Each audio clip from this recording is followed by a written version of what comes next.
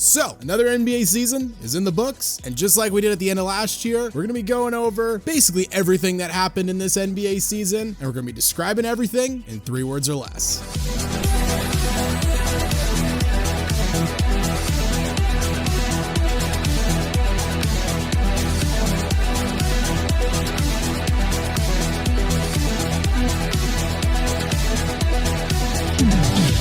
Before we review every NBA team season in 3 words or less, if you haven't already, make sure to leave this video a like, give us a subscribe, and hit that notification bell so you never miss out on one of our videos. Also, we've left a list of every NBA team in the description in alphabetical order, so feel free to play along in the comments. Going right into it with the Atlanta Hawks, I started this one out, just got a little personal. I said go fuck yourselves. Damn! What were their odds for the #1 pick? This is just salty Blazer fan race talking. I'm just pissed. Like, the Blazers dropped down, like 3 spots to number 7, and they jumped up with like a 3% chance to get the #1 pick. So I know it's not a very deep draft or anything, but I'm just salty. Okay, I mean, I wasn't very harsh. I just said Trey era over. I think it's clear. Like, time to move on. DeJounte Murray, Trey, trade them. You got the #1 overall pick. Just start fresh. You're in a good spot. Time for the end of the Trey era. I love him, but I want to see him on another team. Boston Celtics banner number 18. It's here. Jason Tatum, Jaylen Brown, they finally did it. The Boston Celtics now have the most titles of any team in NBA history. Nothing else you could say. Congrats to the Celtics and their fans. Yeah, for Boston, I went all-time team.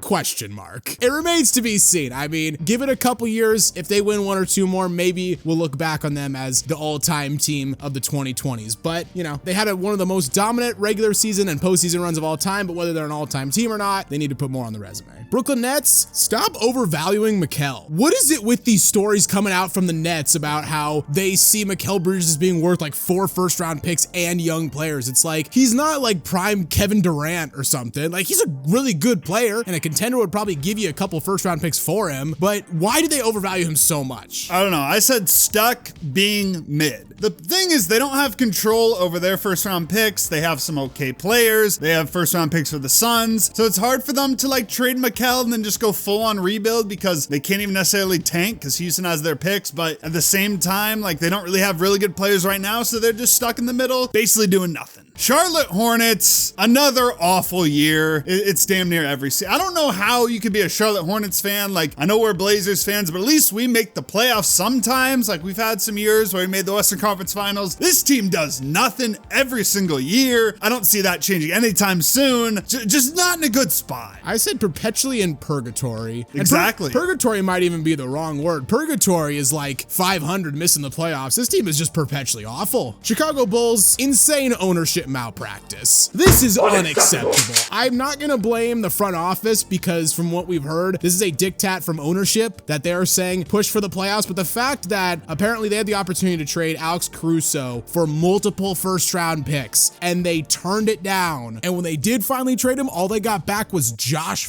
Giddey. If I was a Bulls fan, I would consider protesting outside the stadium. This is unacceptable. I guess that's fair, but I still said worse front office. I don't know. I guess maybe there's a clash there, but I don't care. The fact that I'm just hearing some of these reports, they're maybe willing to give DeRozan like $40 million. Caruso, they could have traded for a top 10 pick. I can't think of a front office, management, throw it all together, ownership that's been worse than them in the past like 10 years. Cleveland Cavs, chemistry was awful. I mean, I didn't really know until the end of the season, but then just like leak after leak after leak of just everyone hates each other. JB Bickerstaff, they all hate. Jared Allen, they're pissed off he didn't play. Donovan Mitchell, Darius Garland, don't see eye to eye. Like, apparently everyone in that locker room hated each other. I had no idea until the season ended. I don't get it, and that's why I put, where's the love? Why does this team hate each other so much? I mean, they got bounced in the first round last year, but this year, they get to the second round, you get bounced by the eventual champion when your best player misses a couple games in the series. It's like, why is everyone on this team like so eager to go their separate ways? I don't get it. Dallas Mavericks, Luka's Nexus event. This is gonna be the moment that we're gonna look back in a couple years when Luka finally wins a championship and be like, that was the moment that led him to this point. He has a glaring weakness in his game. He's not very good defensively, and the Celtics exploited that. And by the way, this is not a knock on Luka because this has happened to all great players throughout history. It happened to LeBron, it happened to Jordan, happened to Kobe. And this is the adversity that we're gonna look back for Luka in a couple years and be like, he finally overcame it. For me, I said prove doubters wrong, and by doubters I mean us. I mean, mean, we didn't think their backcourt could really succeed too much just based on defense. Defensively, near the end of the season, they were incredible. Will they be able to repeat this and make the finals again, win a title with this current group? I'm not sure, but at the very least, they proved that it's definitely possible for their team to make the finals and eventually win. Denver Nuggets Game 7 choke. I think if they don't choke that game, maybe we're talking about them as back-to-back champions, or at least making the finals and playing the Celtics. I think next season they're going to come back hungry and they're going to be tough to beat, but that choke, it needs to get brought up more. That was kind of pathetic. It was pathetic, and that's why I said they need to table dynasty talk. I feel like going into this season, it was like, who could possibly beat Denver? Even going into the playoffs, Boston had the most wins, but I think everyone was like, Denver is the clear favorite in these playoffs. You know, they're going to win however many championships. Jokic is by far the best player in the NBA, and he still might prove to be, and they might still prove to be a dynasty, but for now, we need to table the dynasty talk. Detroit Pistons, worst possible season. Like, genuinely, you lose, 28 games in a row. You somehow regress from 17 wins the year prior. You drop from the first pick to the 5th pick, and to put the cherry on the sundae, you fire your coach after 1 year, and you now owe him $65 million. I wish I was Monty Williams, just get to chill with all that money. Right. But I said basically the same. Historically bad season. I mean, that losing streak was crazy, to be honest. Shout out to them for doing that because it was fun to watch and keep up with. But holy hell, that was a bad season. Historically bad. I feel bad for Pistons fans, but at least you got the Lions who are up and coming right now.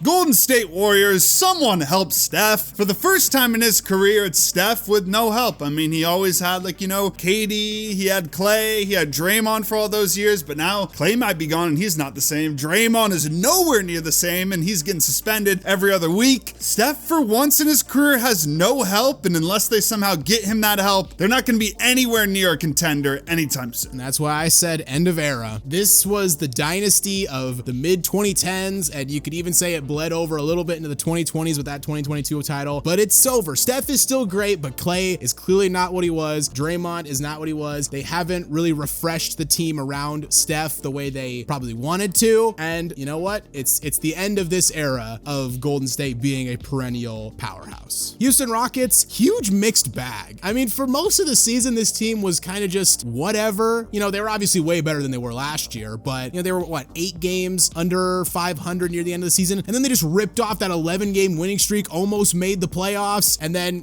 kind of teetered off a little bit near the end to make sure they got back in the lottery. So I don't really know what to make of this team. I think they'll be better next year, but I think they have a really, really low ceiling. I don't know. I said better than expected. Like, there was so much negativity about their offseason, and then for most of the season, they were kind of whatever. They had that win streak. You get the 3rd pick now in the draft. No one expected that. Cam Whitmore was a huge hit for them. They have future assets, really good young players. I think this is the team we're going to be talking about in a year or two, their future is really bright. I don't know if they have the single guy, I don't know if Jalen Green or Sengun is that guy where they're going to be a superstar player, but they got a lot of things going for them in my opinion.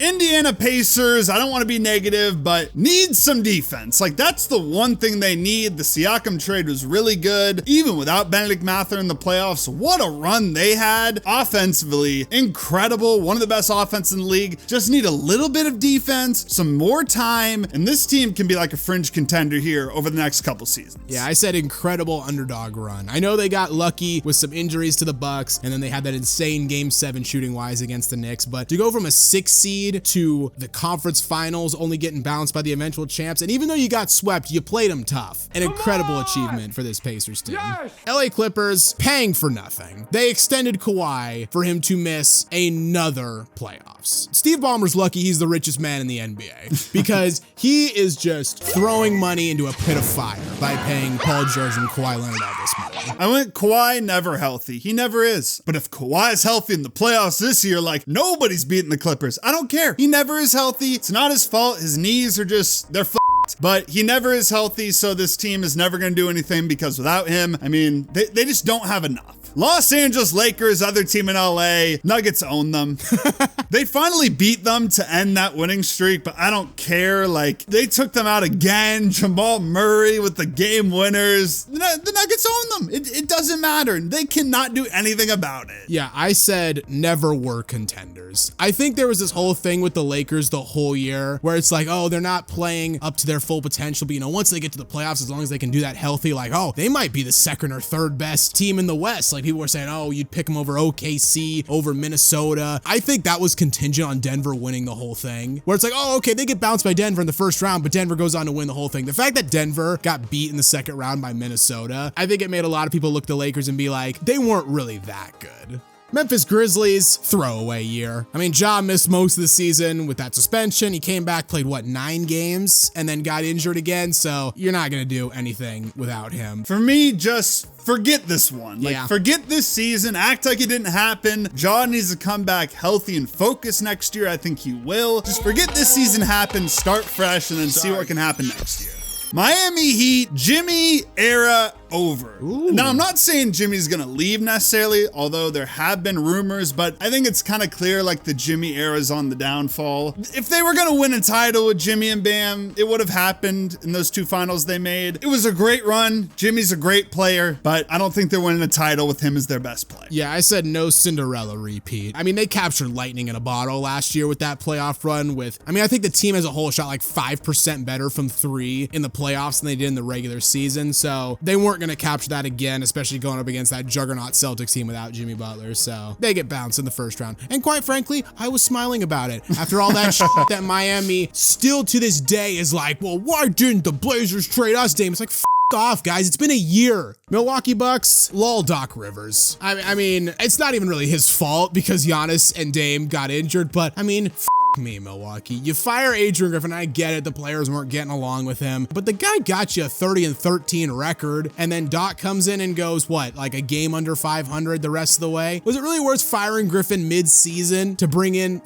Doc of all people? For me, the Bucks, health is key. If Giannis or Dame gets injured in the playoff series, they're done for because this team has no depth. This year, they both got injured. No, Dame was still playing, but he was not himself near the end of that series. They have to stay healthy. They have to somehow add some depth. I'm not a huge fan of this team moving forward just because of the depth, but if any injuries happen, they're done for. Simple as that. Minnesota Timberwolves, best season ever, ? Was it? I mean, they've never made the finals.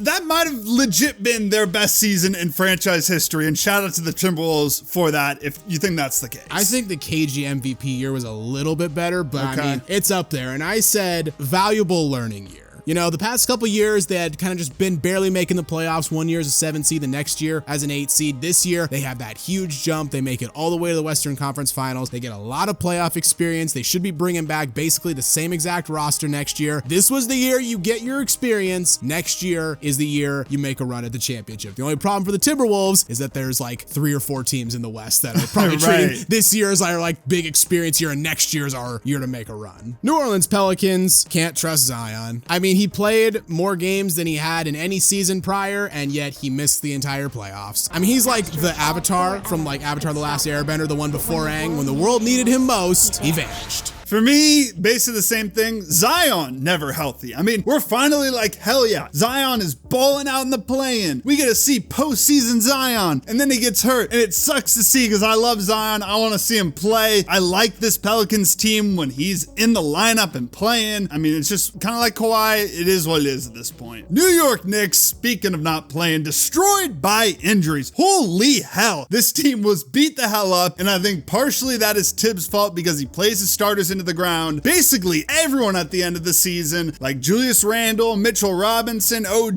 Jalen Brunson, Josh Hart was roughing it out there, but he wasn't healthy. They were destroyed by injuries.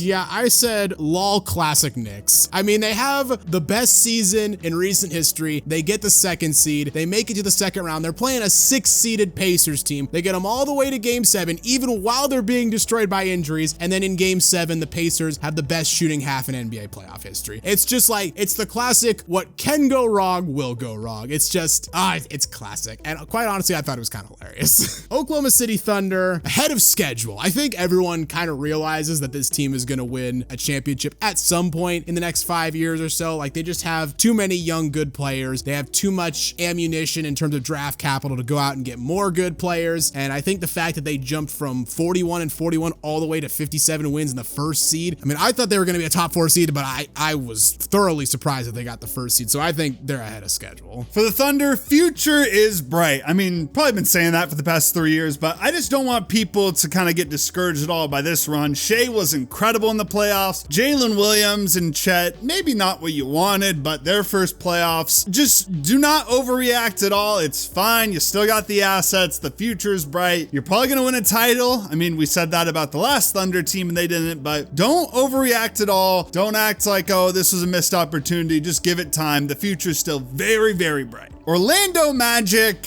give it time. Really good playoff series. You pushed the Cavs to 7, a more experienced team. Paolo showed up big time. He was great all season. Just don't overreact. Give it year by year. They have a very bright future as well, and a great stepping stone year for the Orlando Magic. Yeah, I said came out of nowhere. I really thought this team was like a year or two away from even really competing for the play-in. They almost get top 4. They pushed the Cavs to 7. Paolo defied what I thought was going to be kind of a sophomore slump season for him. So yeah, they're definitely headed in the right direction. And next year, I mean, I don't think anyone's really going to be dethroning Boston, but Orlando is going to be scrappy next year. Philadelphia 76ers, process continues failure. We've all been acknowledging for a while that the process hasn't really worked, but another year where Joel Embiid can't even make the conference finals, gets bounced by a Knicks team that was getting eviscerated by injuries. And I mean, I guess the plan now is to go out and sign Paul George. So good luck with that, Philly. For the 76ers, I said Embiid never healthy. I know he played in the playoffs, but he wasn't 100%. He was really good in the playoffs, actually. And I'm kind of going to become an Embiid defender for next year because I think he's like the 3rd or 4th best player in the league, but he just cannot stay healthy. I'm a little bit more optimistic on this team. I think with the cap space, if they go out and get a Paul George, they could be very good next year, but it's going to hinge on Embiid finally staying healthy, and I don't know if he can do that.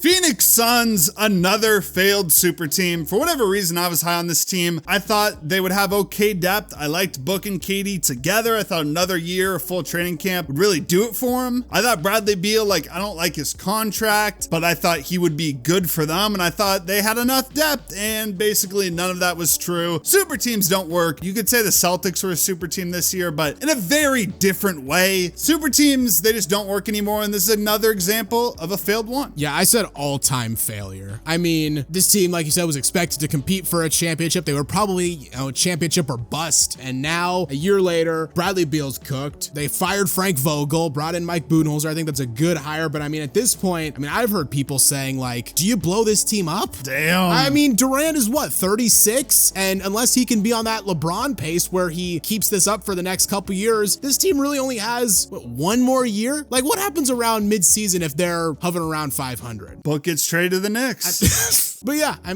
you might have to blow it up, which is insane considering this team, 2 years ago won 64 games and was considered the next up and coming young team in the NBA. Time waits for no one in the NBA. Portland Trailblazers made me depressed. The only hope is the sweet relief of death. Whoa! Not actually depressed or anything. This is obviously a joke, but I don't know if I watched a single Blazer game the last month of the season. I didn't. Because it just bummed me out. And I get it, we're rebuilding, we're building for the future, but I love the Blazers, and it's so hard for me to watch them. Not even when they're bad, when they're trying to be bad. Because it's why should I watch that? I want to root for them to win. I don't want to root for my own team to lose. Yeah, this season just bummed me out. For me, it was, this is painful. Kind of the same thing. I don't remember a season where I watched less Blazer games. I basically checked out near the end of the season, just like you. There's no point in just watching them try to lose when there's other actually good NBA games on. We haven't been near the playoffs, even remotely close in the past couple of years. I don't see that changing anytime soon. So it's a painful experience for us Blazer fans. Luckily, we got other games on to watch, but this team just is not a fun watch at the moment. Sacramento Kings, West is tough. They lost 2 less games than last year, and they go from what? They were like the 2nd seed or 3rd seed, whatever it was. 3rd seed. The previous year, all the way to not making the playoffs just based on 2 games. It's really tough out there in the West, and sometimes it comes down to just a couple games. Yeah, I said showed their ceiling. This is a really good team with some good players, good coach, all that whatnot, but this is not a championship contender. Maybe they could be if they made a big trade. Maybe if Phoenix blows it up and they got Devin Booker somehow, or some other superstar wants to move and Sacramento gets involved. But I think the ceiling of this team, kind of like the Dame and CJ Blazers, honestly, is like, 2nd round, maybe once in a blue moon they could make a run to a conference finals, but definitely not a champion. San Antonio Spurs, Wemby showcase year. I mean, that's the only reason anyone was watching them, because they won the same amount of games as they did last year. People aren't tuning in to watch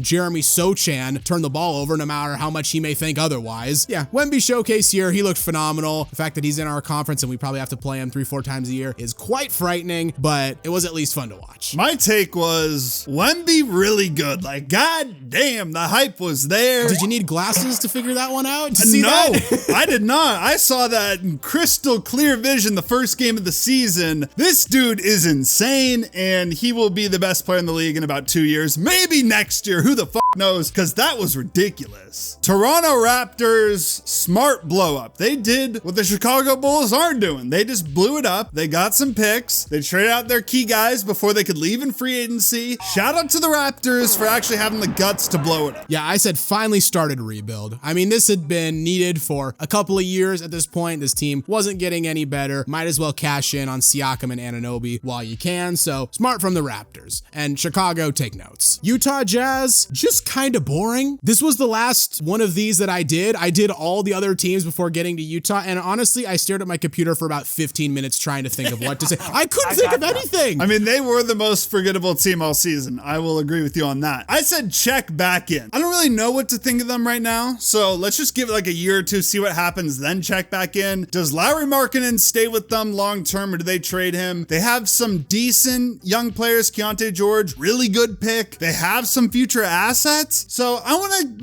give them a little bit more time to cook up, see what Danny Ainge can do there, and then I'll check back in and really make a take at that point. Washington Wizards, also really bad. The Detroit Pistons got all the flack. They had that losing streak. What did Kyle Kuzma tweet out that one time? Like, at this point, just don't be that team that loses to them. Didn't want to be the team to break the streak. Yeah. Meanwhile, you won one more game than them. Get back in the lab, because you guys were just as bad as the Pistons, in my eyes at least. Yeah, I said was almost worst. I was the same thing. That Kuzma tweet, like, oh, don't want to be the team that breaks the losing streak. It's like, well, Kuz, you do realize you just barely were better than those Pistons who had that record-long losing streak. And I mean, that's pretty damn pathetic. The fact that the Pistons had a record-breaking losing streak, and yet you still only managed to win one more game. Then again, the Blazers were only 7 games above the Pistons, so who are we to talk? That's the video, guys. What did you think of this NBA season? I'd love to hear what you have to say in the comments down below. If you enjoyed the video, consider leaving it a like, as it really does help us out. And while you're here, why not check out some of our other videos as well? And don't forget to subscribe to Synthetic Sports.